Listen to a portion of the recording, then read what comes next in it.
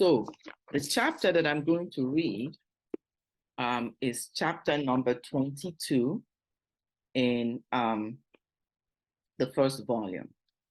And it is titled, The Woman of Subsequent Creation.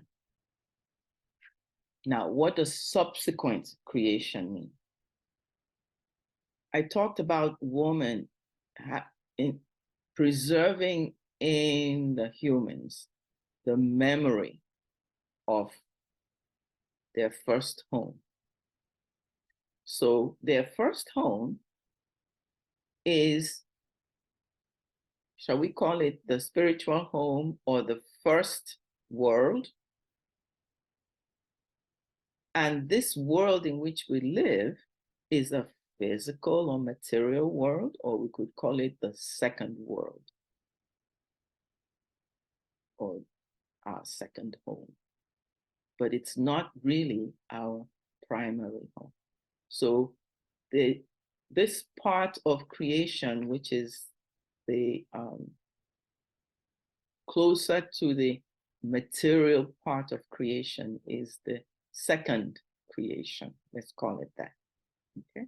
So the title of this chapter is The Woman of Subsequent Creation, or you could think in your mind, the second creation. If you are reading along with the book, if you already have the book, be aware that this is my translation. The words are not going to be identical to what you're going to be reading in the version that you have in your hand, but the sense is the same. Okay. These words touch upon the sorest spot in subsequent creation, that point which requires the greatest change, the most lasting purification. If the man of subsequent creation made himself the slave of his own intellect, the woman transgressed far more. Equipped with the greatest fineness of intuitive sensing, she should easily have swung herself up to the purity of luminous heights and built the bridge to paradise for the entire humankind. Woman, floods of light should flow through her. Her entire physical, coarse material constitution is designed for this. The woman only needs to will earnestly, and all the offspring of her womb must be strongly protected, surrounded by light power already before birth. It could not possibly be otherwise, since every woman in her wealth of intuitive sensing can almost single-handedly determine the spiritual nature of the fruit. For this reason, she is first and foremost responsible for all the descendants. Moreover, she is richly endowed through unlimited possibilities to exert influence on the entire people, indeed on the entire subsequent creation. The starting point of her greatest power is for her home and her. Only there lies her strength, her unlimited power, but not in public life. Through her abilities in the home and in the family, she is queen. Proceeding from the quiet, intimate home, her incisively effective working extends throughout the entire people of the present and of the future. It impacts everything, There is nothing in which her influence cannot absolutely prevail if she stands in that place where her innate womanly abilities develop to full blossom. However, only when the woman is really womanly does she fulfill the stipulated purpose which has been assigned to her by the Creator. Then she is completely what she can and should be. And only genuine womanhood wordlessly educates the man who, supported by this quiet working, receives the undreamed of power which would like to storm the heavens. The man will then, out of an inner naturalness, seek to protect genuine womanhood, gladly and joyfully, as soon as she only shows herself to be genuine. But today's world of women tramples on their real power and their high task. They blindly ignore it. They sacrilegiously destroy everything sacred which they bear within. And instead of working to build up, they work to disintegrate as the worst of all the poisons in subsequent creation. They push the man as well as the children with themselves down into the depths. Look at the woman of today. Let a single ray of light fall for once upon her, with all the relentlessness and dispassion which are always the accompanying requirements of purity. You will find it difficult to still recognize the high values of genuine womanhood in which that pure power can unfold, which is given to the finer intuitive sensitivity of womanhood, which should only be used for blessings. A man can never develop this, can never develop this thoroughly impactful nature. The quiet weaving of that invisible power which the Creator allows to pass throughout the universe first completely encompasses the woman with her more delicate intuitive sense. The man receives it only partially and transforms it into deed.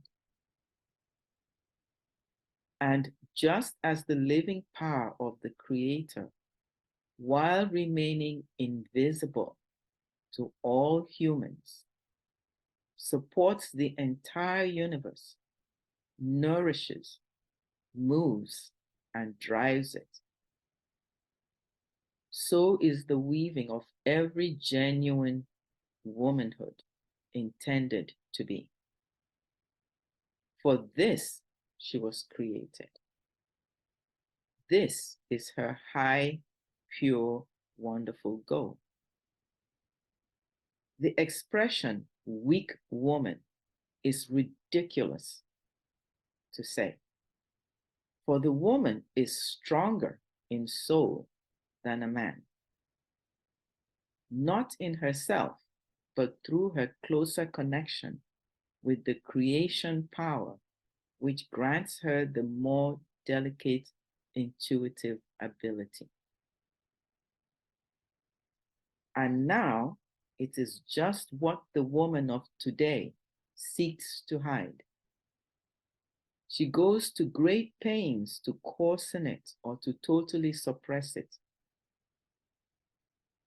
In boundless vanity and stupidity, she sacrifices the most beautiful and most valuable thing that was given to her.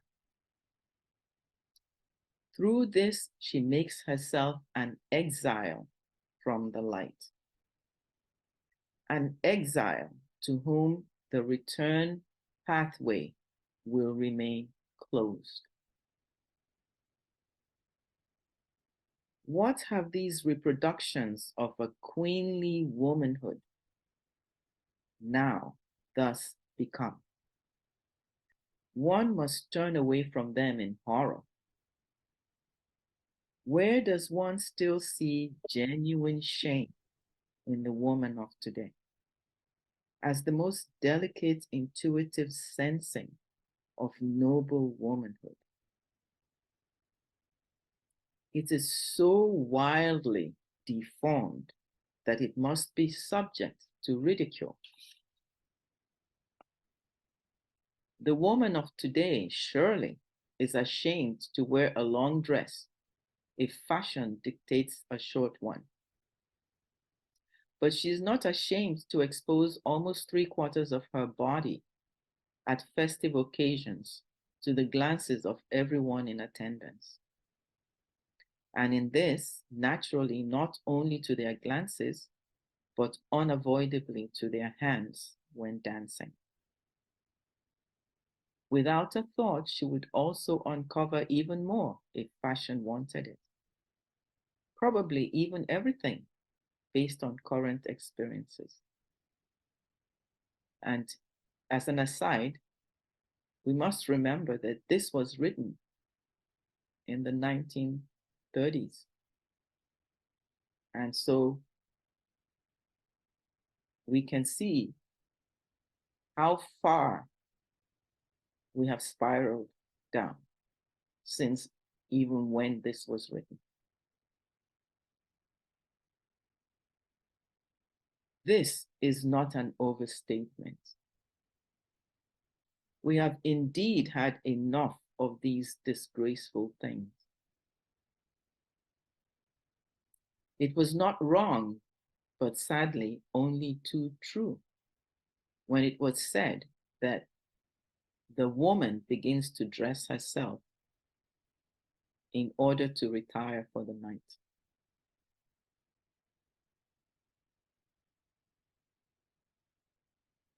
Besides, delicate intuitive sensing also requires a sense of beauty. Without a doubt. But if one wants to assess the delicacy of the feminine intuitive sense based on this today, then things are in a very bad state. The kind of dress, indeed, often and loudly speaks the opposite.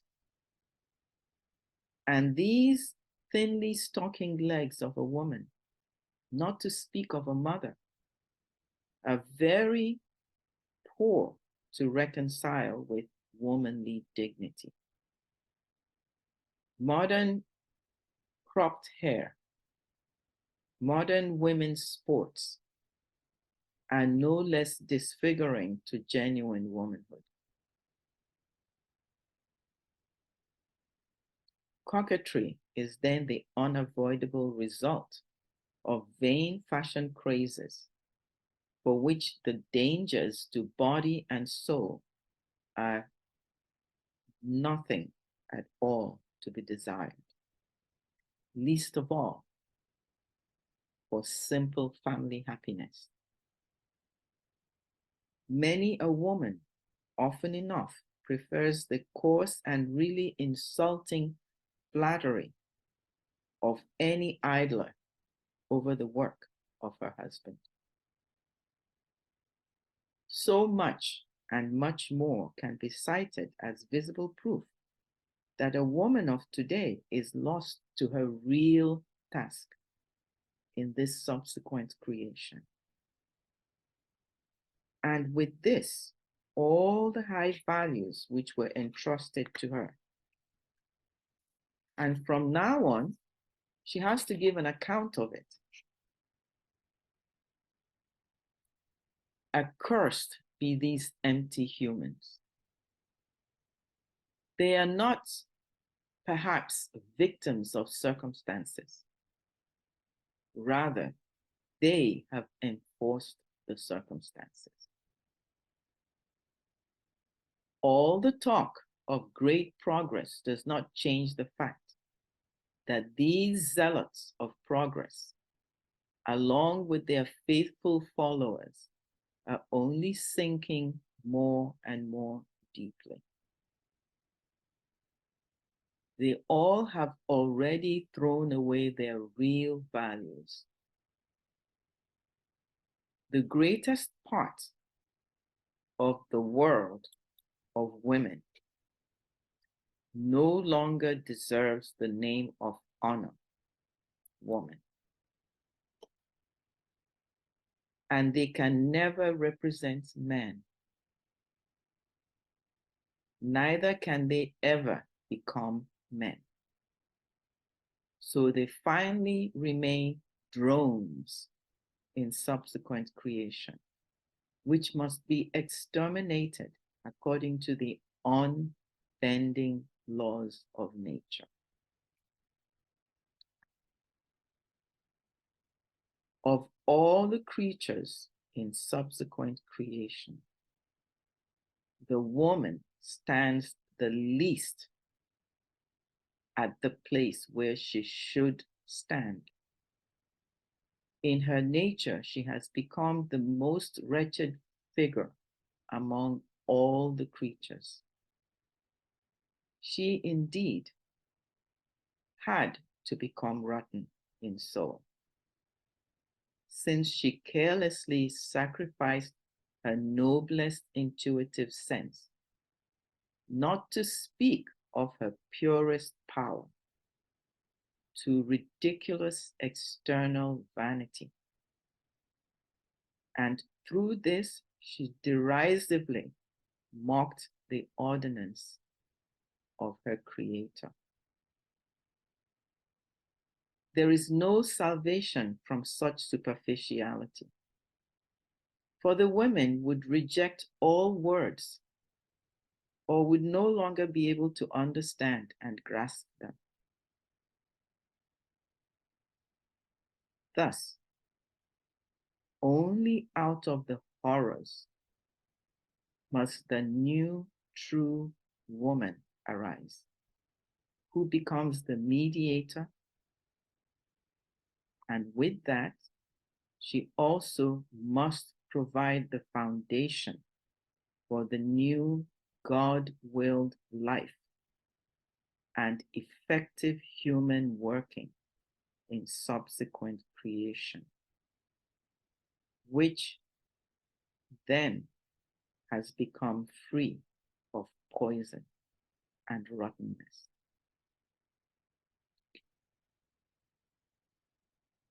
This chapter is a serious indictment.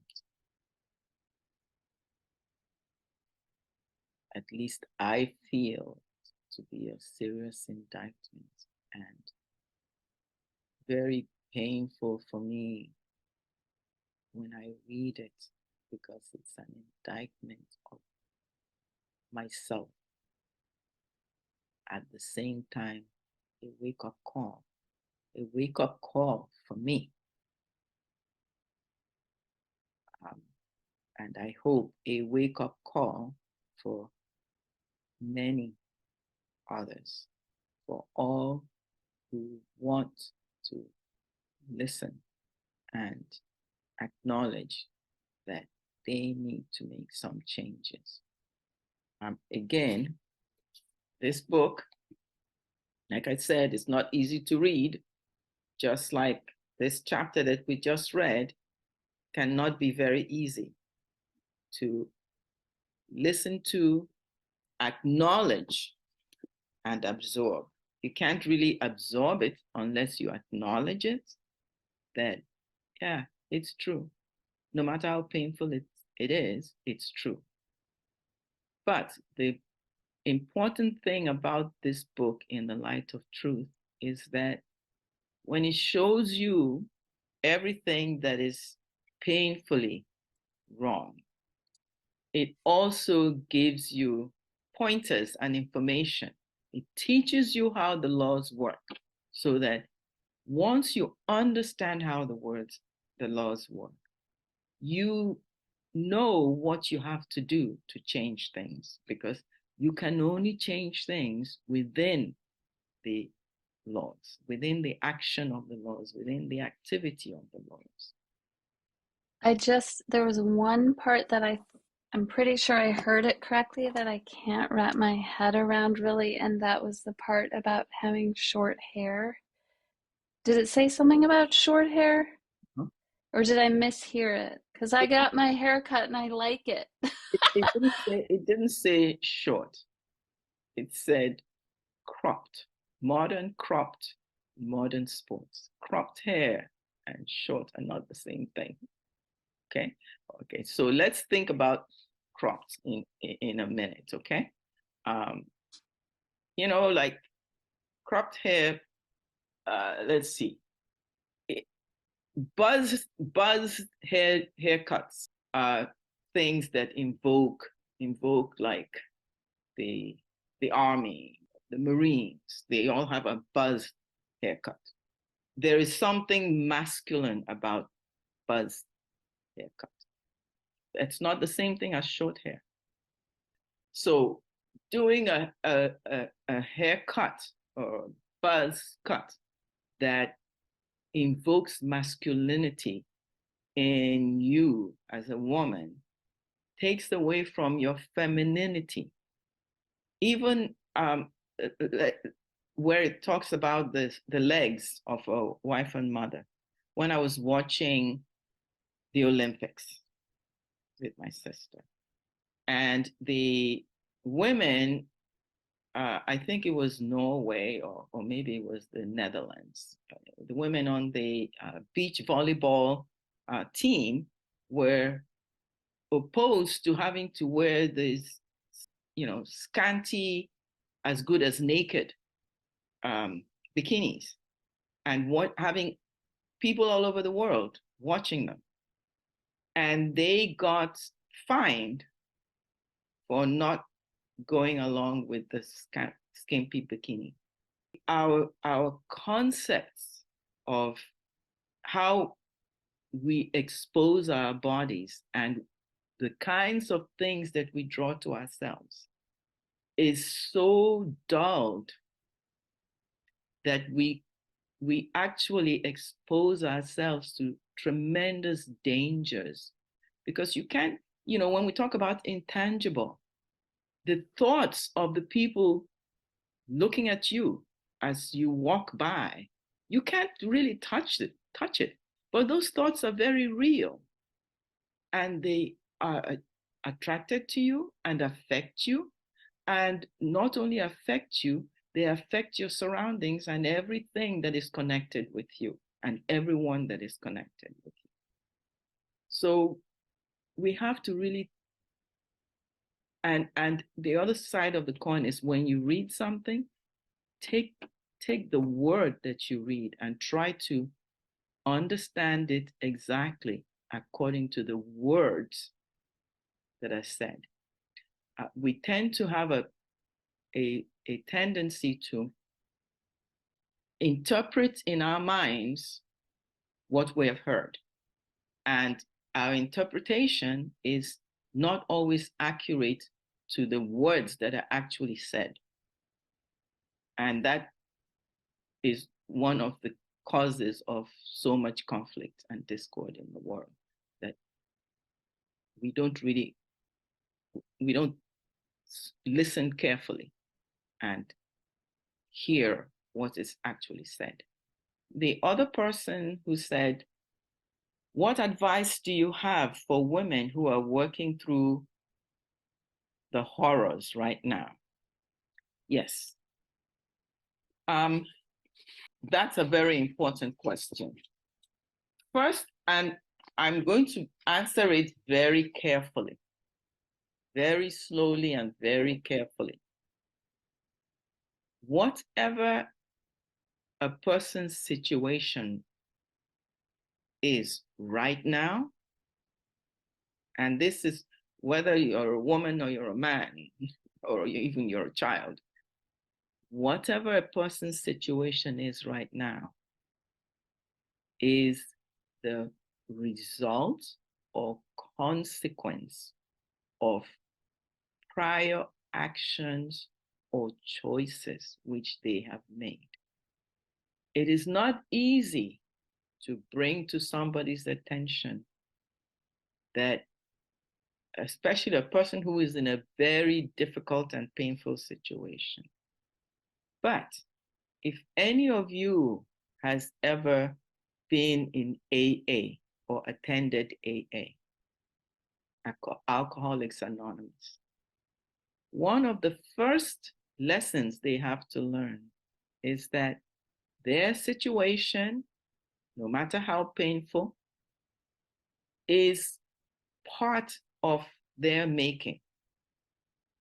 The disease itself, they may feel like they have no control over because the disease has taken control of them.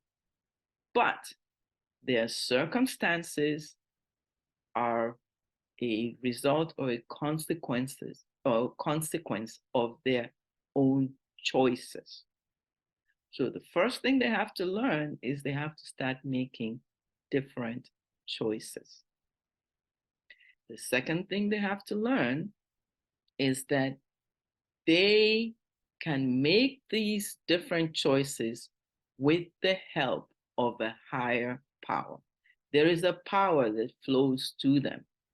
And it's in this power, with this power, that they can make the choices that will change the consequences that they have to live through. So these basic rules are rules of life. They're not rules of AA. They're not rules of any other organization or group or movement. They are basic rules of life. So women who live in a state that is a state of horror, and the majority of human beings are living in that state of horror, is a result of the choices that we have made. The greater part of humanity has made for eons. And the first step for each woman is to acknowledge that I'm in this state. I have something to do with why I'm in this state. And in that state, they have to first see how it feels, so that every choice they make going forward will not permit another woman to find herself in that state. 2, they have to come to a place where they recognize that they, in themselves, are not the source of the power that will change things for them, but rather that this power is always available to them, and they have to reach up towards it, ask for it, and then use it in every decision, every choice they make. It's like somebody is sold into prostitution. They cannot see a way out. The first thing that needs to happen is they need to understand that, okay, there has to be even a small part of me that brought me to this place. And I want to get away from it. And if I want to get away from it, then everything that comes out of me, every thought, everything has to be directed away from it. And I have to ask for the help. The moment you ask for help, the help will find its way to you. You're not going to understand that until you actually experience it. And for many people, many women,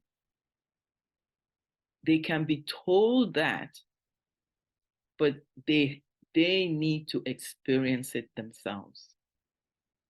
And they will only experience it when they get to such a point of despair that everything in them asks for and longs for help. And at that moment, the help will come. But it doesn't, they can't change anything by blaming their surroundings, because the surroundings are created. We can't blame our surroundings because our surroundings are created by us. Or I should put it differently, as the state of our surroundings, the character of our surroundings, the form of our surroundings is created by us. If you decide that you're going to read this book, or if you're already reading it, my advice is read it slowly. Even if you read it from beginning to end,